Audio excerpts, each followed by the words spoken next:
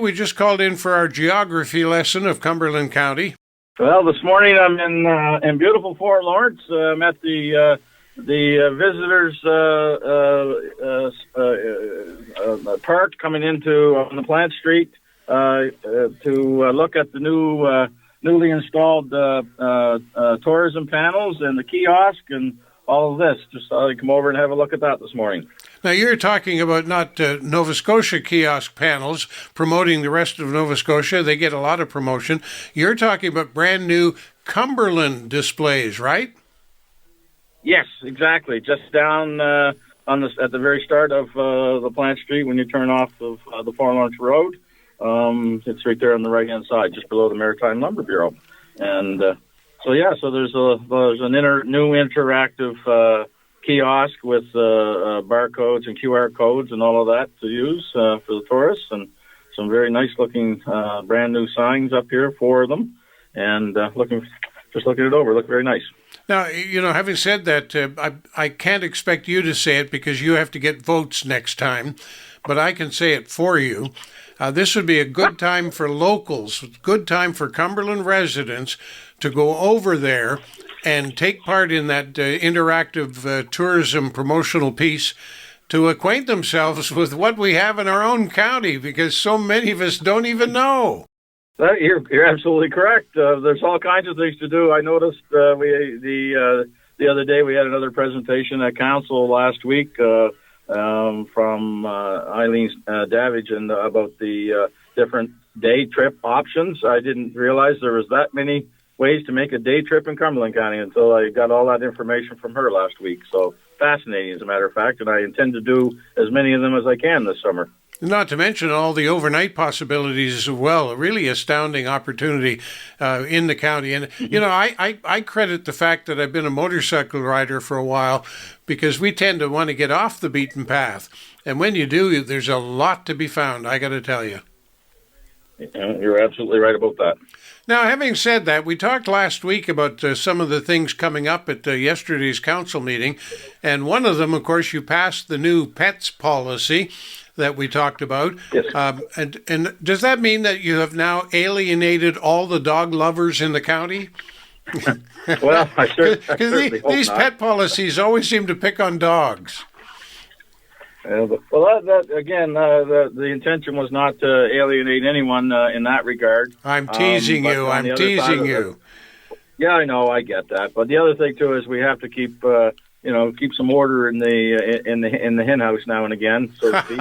And so we developed this pets policy just to make sure that some of our staff are a little uncomfortable around the pets, and all of that. We're not referring in any way, shape, or form to service animals and that type of thing.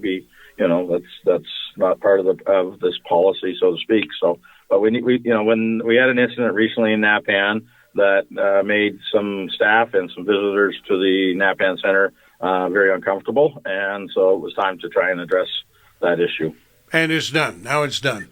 One of the things that you've been busy doing for, better than a year, and you're still doing it, and that is rezoning applications as people, as businesses, as individuals come forward with an idea, a plan to build a new house or open a new construction effort somewhere, here, there, and everywhere. And the latest is in Upper Malagash. And this is going to open the way for a new business with a takeout restaurant, a small service station, a public restroom. And where will it be located? I know it's on the corner of Highway 6. Is that place where there's already a kind of little mini used car lot? I think it's inland a little further than that. It's at the next intersection in, I believe. I don't have the map. Maybe I do have the map here with me, Bill. Just 1 second. Well, it's not critical. If it's close to there, then I just wanted to know. It's very close to there. Yeah. Yeah, just give me 1 second, and I'll verify that, because I don't want to give anybody some misinformation. So we have... No, it is. It's on the high side of that one. I always thought it was in one spot further, but you are correct. It is on the corner of the Sunrise Trail and the Malagash Road, and... it's on a property where there was, I think, a house burnt down a while back, maybe a few years ago. So, it's it's a good development to take up on an otherwise vacant piece of land that's really having nothing done with it. So, well, like a little service station with a public restroom, a takeout restaurant, that kind of seems to fit with a car lot. Why would you have to rezone, or did that car lot happen to be there kind of grandfathered in way back when? Well, I think the car lot is on the opposite side of the Malagash Road, if I'm not mistaken on that, Bill. And this one was zoned, it wasn't in the spot zoning-wise to allow the next intended use, so to speak. So we have to go through that process. And the part of that process is public hearings and public input and all of that to make sure that there's no opposition to it in the neighborhood and so on and so forth. So, and then again, this is all of this is addressing one of the bigger picture items that we have on our radar, and we're getting to work on now is to take a look at all of our zoning around the county. We have many hundreds of acres that are zoned agricultural, for example, and they're not being used for that purpose. And some of them are not even suitable for that purpose. So you know what? We have to look at all of that and decide, what's the highest and best use for some of these properties and whatever, because we tend to get caught up a lot in doing rezoning applications, basically trying to move stuff out of the agricultural zone that really doesn't, quite frankly, shouldn't have been there in the first place. So. Well, and now that you've said that, I hadn't thought about this until just this moment, but you pointed out a lot of these are zoned agricultural, but they're really not useful for agricultural. But at the same time, correct me if I'm wrong, Cumberland County has a very high rate of arable land, good agricultural land, perhaps more so than I'm told than down in the valley. And yet farm gate receipts in Cumberland are a pittance compared to down in the valley. We used to use our arable, our good farmland, but we don't anymore. With the more times we change the bylaw and start building, we can't go back to farmland. Is that a concern to you at all? It is. At the moment, you look at it like you go yesterday or the day before yesterday, I was in Northport and then come out through like the lower Shinnemakassan road and come up the Sunrise Trail and that from that direction. And there's all kinds of good farmland in there in that stretch of road that's growing up in trees and alders over the last 5 or 10 years. And I think that's somewhat indicative of the toughness of trying to run a farm and make money and make a living from farming. A lot of the farm families, the long-standing ones in Cumberland County, the next generation tends to get out of farming and get into other more, how would you say it, more well-paying or profitable endeavors. So there's been the demise of farmland from that respect, and that certainly is a concern. But, I just, really, quite frankly, love to see somebody come in and take a hold of a bunch of this farmland that we have not being used right now and do something with it, Yeah. And I'm not saying do something with it from a commercial point of view. I'm saying from a farm point of view. Yeah, I can't help but think about our concern about food security and so on, and we keep, I think of the Joni Mitchell song, they paved paradise and put in a parking lot, but that's not what we're talking about here. Anyway, speaking of that, there's another zoning change proposed in the Collingwood area, and this one, yes. Well, I would think might kind of excite some people. It's to make way for a golf course. Tell us about that plan. Yes. Right now, yesterday that was probably the longest motion I've read since I become mayor. It just went on and on and on with multiple PIDs and all of that.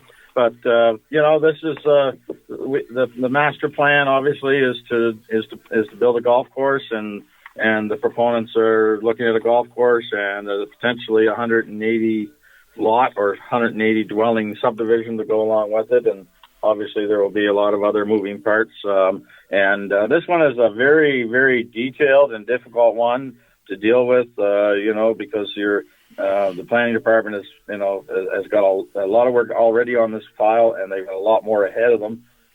Because anytime you're dealing with water courses and setbacks and potential floodplain spots, what you can and cannot do in a floodplain, it's a long one. And the other thing too is the proposed development is exactly that. for now, and the next stage will be for the public input process, the public hearing, and all of that. So this will be an opportunity for the citizens and the neighbors and the people in the community to, voice their opinion about the project, and it's all part of the process. I had a couple of calls last night. People sort of felt that it was already approved, and I said, no, we just finished stage one. Now we're going to stage two, which is the important stage, which is the public process.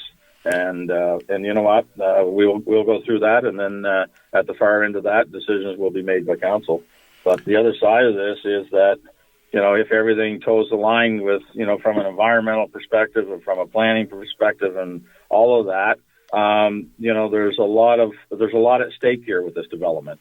It would be, you've seen what it's done in other areas. I'll refer to Fox Harb'r. I can refer to places in PEI, places in New Brunswick, Cape Breton.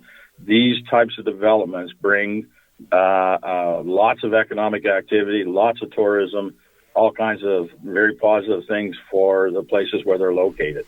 And so, hopefully it all works and comes to pass very smoothly. But we'll go do everything we're supposed to do in the manner we're supposed to do it, and let the people have their say, and then we'll see where it goes from there. Now, as you pointed out, people will have their say. A public hearing will be held shortly on the topic, and in the interest of full disclosure, I am a former golf pro, so when I make my comments that follow, you'll understand. I'm a little on the biased side, and I admit it. But I've never come across a golf course complex that didn't bring tremendous economic property to it, and a great deal of recreation, a great deal of joy, a very, very pretty landscape. But at the same time, given there are two kinds of people in the world, those who golf and those who don't. And I'm wondering, are you expecting any objection to a golf course at Collingwood? No, I haven't really. The early indications are just people are asking questions and getting facts, about what it's going to look like and how it's going to take shape and so on. And, the proponents are very committed to, getting this absolutely perfect and absolutely right.